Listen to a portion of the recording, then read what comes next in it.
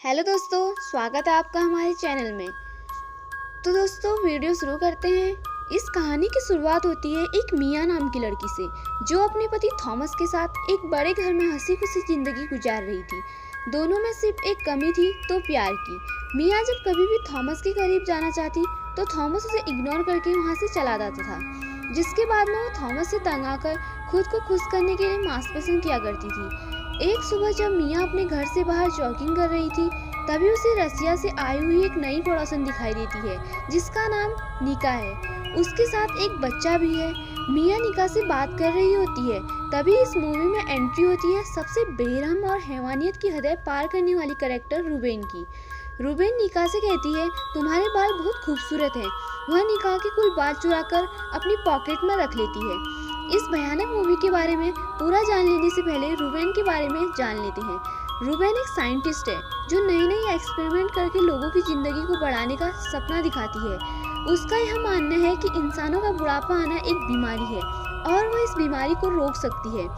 वह इसी रिसर्च में लगी हुई है कि इंसानों को बूढ़ा होने से कैसे रोक सके, लोगों को बूढ़ा होने से बच्चे की तरफ कैसे बढ़ा सके। इस मैडम की सोच तो काफ़ी अलग है। साइंटिस्ट होने के नाते रूबेन को सैंपल चेक करने के लिए इंसानों की ज़रूरत होती है। इसके लिए रूबेन उस रसियन लड़की जिसका नाम निका है उसे किडनैप करने का प्लान बनाती है। तभी एक रात निका सुनसान सड़क पर जा रही होती है। उसके पास से एक आदमी गुजरता है और वह बेहोश होकर वहीं पर गिर जाती है और आंख खुलते ही वो खुद को एक बड़े से ट्रक में पाती है, जहां बहुत से सारे अजीब इक्विपमेंट्स रखे हुए हैं।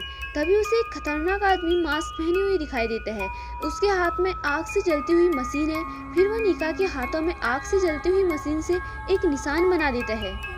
निका दर्द से जोर जोर से चिल्लाती है, जिसके बाद निका किसी तरह ट्रक से कूदकर भाग जाती है।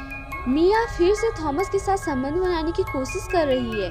तभी उसे दरवाजे पर जोर जोर से नॉक करने की आवाज़ आती है।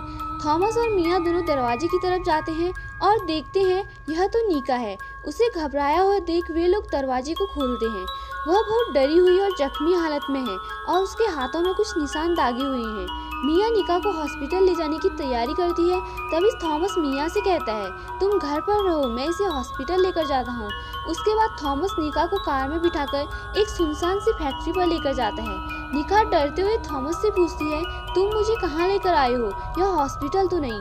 ठीक उसी वक्त वह आदमी जिसने निका को किडनैप किया था वह वहाँ आ जाता है और निका को कार से निकालकर घसीटना शुरू कर देता है। फिर फैक्ट्री के अंदर ले जाता है। थॉमस की इस हरकत को देखकर पता चलता है कि वो रूबेन के साथ उस एक्सपेरिमेंट में मिला हुआ है और हर एक्सपेरिमेंट का खर्चा थॉमस ही उठाता है। लेकिन थॉमस रूबेन के काम करने के तरीके से बिल्कुल भी खुश नहीं है। थॉमस रूबेन से उस रसियन लड़की को छोड़ने के लिए कहता है, लेकिन वो साफ मना कर देती है। अब थॉमस कैसा है? मैं तुम्हारे कहने पर इसे यहाँ लेकर तो आया, लेकिन यह लड़कियों की किडनैपिंग हमारे लिए काफ़ी बड़ा खतरा बन सकती है। और फिर उन दोनों में काफ़ी बहस हो जाती है। काफ़ी लेट होने की वजह से मिया थॉमस के सीक्रेट कमरे में चली जाती है और थॉमस के कंप्यूटर पर कुछ जांच पड़ताल करती है। उसके मेल पर एक फ़ोटो दिखाई देती है जिसमें एक लड़की के हाथों में 14K लिखा होता है। वह निशान वो वही है जो निका के हाथों में लगे निशान से मैच करता है। मिया को थॉमस पर शक होने लगता है और वह थॉमस को ट्राई करने की कोशिश करती है। फिर उसे पता चलता है कि थॉमस किसी भी हॉस्पिटल एरिया से काफ़ी दूर है और एक इंडस्ट्रियल एरियाज में शो कर रहा है। थॉमस मिया को मैसेज करके जानकारी देता है कि उसने निका को हॉस्पिटल में एडमिट करवा दिया है। मैसेज पढ़ते ही मिया का थॉमस को लेकर शक यकीन में बदल गया। मिया फौरन अपनी कार की चाबी लिखकर थॉमस की लोकेशन पर चली जाती है। वहां पहुंचते ही मिया फैब्रिक से बनी दीवार को टच करती है। तभी उसे जोरदार झटका लगता है। रूबेन अपने कमरे पर बैठी सीसीटीवी से मिया को देख रही है। उसे अंदर घुसने देती है और फैब्रिक के दरवाजे अपने आप खुल जाते हैं और वह अंदर चली जाती है। रूबेन का लैब बाहर से खंडर जरूर है, पर अंदर से बहुत शानदार है। यहाँ बहुत सारी मशीनरी लग रही थी और तरह तरह के टॉर्चर करने वाली मशीन भी हैं। लैब के अंदर की सिक्योरिटी कुछ ऐसी है कि एक बार कोई अंदर घुस गया तो बिना रूबेन के परमिशन के वो बाहर नहीं जा सकता। इस लैब में उनके साथ काम करते हैं दो पागल और सनकी लोग, जिनका सिर्फ शक्ल इंसानों जैसा है लेकिन हरकतें जानवरों से भी बदतर। और तो और रूबेन ने इनका नाम भी जानवरों का रख दिया है। एक का नाम डॉग है तो दूसरे का नाम पिग। अब डॉग मिया को एक जोरदार फट मार के बेहोश कर देता है और एक कमरे में बंद कर देता है जहाँ से निकलना नामुमकिन है। उसके बाद डॉग एक इक्विपमेंट से भरी बॉक्स को लेकर आता है और मिया से कहता है अपने सारे कपड़े उतारो। यह सुनकर मिया अंदर ही अंदर खुश होती है। जो काम थॉमस ने नहीं किया वह मैं आज इसके साथ कर लूँगी। लेकिन ऐसा कुछ नहीं होता। वह मिया को एक वाइट रंग के कपड़े पहनने को देता है और उसके हाथ पैर बांध देता है। उसके बाद वह वही आग वाली मशीन निकालता है और वह मिया के हाथों में वैसा ही निशान बना देता है।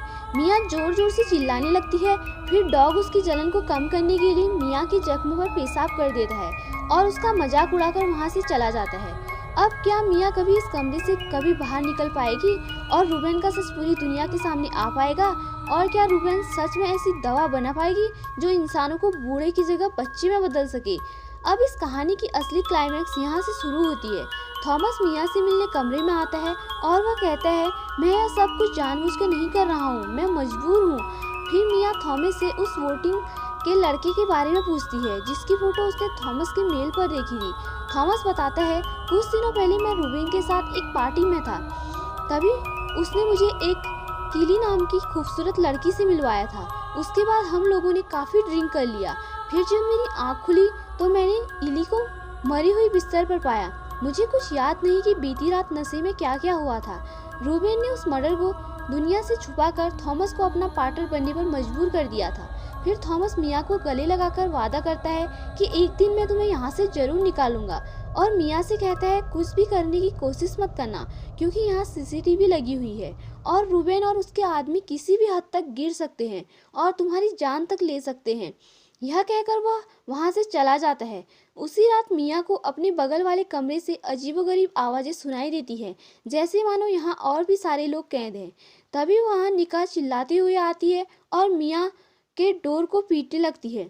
वह पूरी तरीके से घायल है। वह मिया से हेल्प मांगती है। मिया उसकी कुछ मदद कर पाती उससे पहले वहाँ पर डॉग और पिग आ जाते हैं।